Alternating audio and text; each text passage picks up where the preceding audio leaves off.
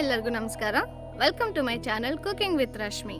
ಯಾರೆಲ್ಲ ನನ್ನ ವಿಡಿಯೋಸ್ನ first time ನೋಡ್ತಾ ಇದ್ದೀರಾ, ಪ್ಲೀಸ್ ಲೈಕ್ ಮಾಡಿ, ನನ್ನ ಚಾನಲ್ನ ಸಬ್ಸ್ಕ್ರೈಬ್ ಮಾಡಿ, ಹಾಗೆ ಬೆಲ್ ಐಕಾನ್ ಪ್ರೆಸ್ ಮಾಡಿ ಆಲ್ ಅಂತ ಕ್ಲಿಕ್ ಮಾಡಿ. Thank you. ನಾವಿವತ್ತು ಸಖತ್ ಟೇಸ್ಟಿಯಾಗಿರುವ ಇನ್ಸ್ಟೆಂಟ್ ಮೂಂಗ್ ದಾಲ್ ಹಲ್ವಾ ಹೇಗೆ ಮಾಡೋದು ಅಂತ ನೋಡ್ಕೊಂಡು ಬರೋಣ.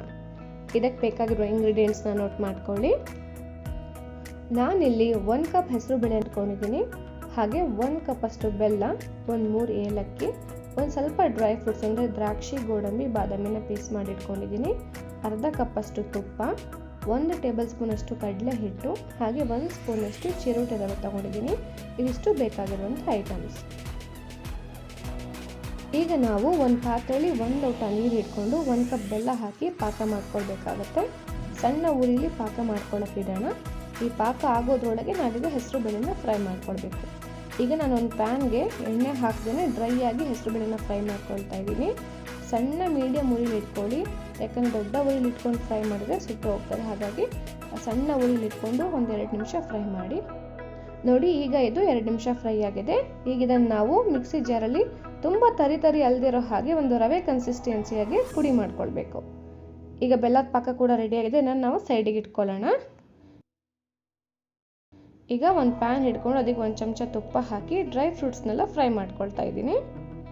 ಇದನ್ನು ಕೂಡ 1 ನಿಮಿಷ ಫ್ರೈ ಮಾಡಿ ಸಾಕು. 1 ನಿಮಿಷದಷ್ಟು ಫ್ರೈ ಮಾಡಿಬಿಟ್ಟು ಸಪ್ರೇಟಾಗಿ ತೆಗೆದಿಟ್ಕೊಳ್ಳಿ. ನಂತರ ಅದೇ ಪ್ಯಾನ್ಗೆ ಉಳಿದಿರುವಂಥ ಅಷ್ಟು ತುಪ್ಪನ ಹಾಕಿಬಿಟ್ಟು ನಾವೀಗ ಏನು ತಗೊಂಡಿದ್ವಲ್ಲ ಕಡಲೆ ಹಿಟ್ಟು ಹಾಗೆ ರವೆನ, ಚಿರೋಟಿ ರವೆ, ಅದನ್ನು ಹಾಕ್ಕೊಂಡು ಗಂಟಿಲ್ದಿರೋ ಹಾಗೆ ಪೇಸ್ಟ್ ಮಾಡ್ಕೊಳ್ಬೇಕಾಗತ್ತೆ. ಇದು ಸಣ್ಣ ಉರಿಲಿ ಇಟ್ಕೊಂಡು ಕಲಸಿ, ಇಲ್ಲಾಂದ್ರೆ ಇದು ಬಣ್ಣ ಚೇಂಜ್ ಆಗಿಬಿಡುತ್ತೆ, ಸುಟ್ಟು ಹೋದಂಗೆ ಆಗುತ್ತೆ. ತುಂಬ ಸಣ್ಣ ಉರಿಲಿ ಇಟ್ಕೊಂಡು ಫ್ರೈ ಮಾಡ್ಕೊಳ್ಳಿ. ಈಗ ಇದು ಫ್ರೈ ಆಗಿದೆ. ಈಗ ನಾವು ಪುಡಿ ಮಾಡ್ಕೊಂಡಿರುವಂಥ ಹೆಸರು ಬೇಳೆ ಹಿಟ್ಟನ್ನು ಇದಕ್ಕೆ ಹಾಕ್ಕೊಳ್ತಾ ಇದ್ದೀನಿ. ಇದನ್ನು ಕೂಡ ಕೈ ಬಿಡದೇನೆ ಕಲಿಸ್ಬೇಕು. ತುಂಬ ಸಣ್ಣ ಉರಿಲಿ ಇಟ್ಕೊಂಡು ಸಿಮ್ಮಲ್ಲಿ ಇಟ್ಕೊಂಡು ಕಲಿಸಿ. ನೋಡಿ, ಈಗ ನೊರೆ ಬರೋಕ್ಕೆ ಸ್ಟಾರ್ಟ್ ಆಯಿತು.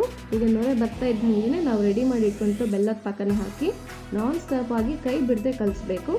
ಬೆಲ್ಲದ ಪಾಕ ಹಾಕ್ತಾ ಇದ್ದಂಗೆ ಹಲ್ವಾ ಗಟ್ಟಿಯಾಗೋಕ್ಕೆ ಸ್ಟಾರ್ಟ್ ಆಗಿಬಿಡುತ್ತೆ.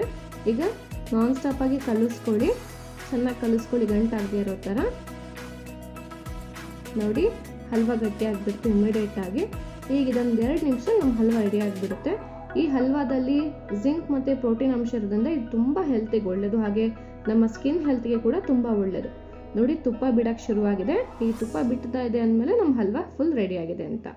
ಫೈನಲ್ ಸ್ಟೆಪ್ಪಲ್ಲಿ ನಾವು ಆಲ್ರೆಡಿ ಫ್ರೈ ಮಾಡ್ಕೊಂಡಿರುವಂಥ ಡ್ರೈ ಫ್ರೂಟ್ಸ್ನ ಹಾಕಿ ಏಲಕ್ಕಿನ ಹಾಕಿ ಕಲಿಸ್ಬಿಟ್ರೆ ನಮ್ಮ ಹಲ್ವಾ ರೆಡಿ.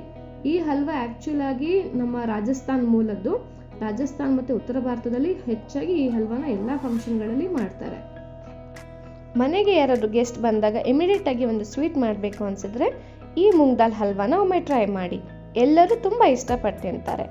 ಈ ವಿಡಿಯೋ ನಿಮಗೆ ಇಷ್ಟ ಆಗಿದ್ರೆ ಪ್ಲೀಸ್ ಲೈಕ್ ಮಾಡಿ, ಶೇರ್ ಮಾಡಿ, ಕಮೆಂಟ್ ಮಾಡಿ, ಹಾಗೆ ನನ್ನ ಚಾನಲ್ನ ಸಬ್ಸ್ಕ್ರೈಬ್ ಮಾಡೋದನ್ನು ಮರಿಬೇಡಿ. Thank you.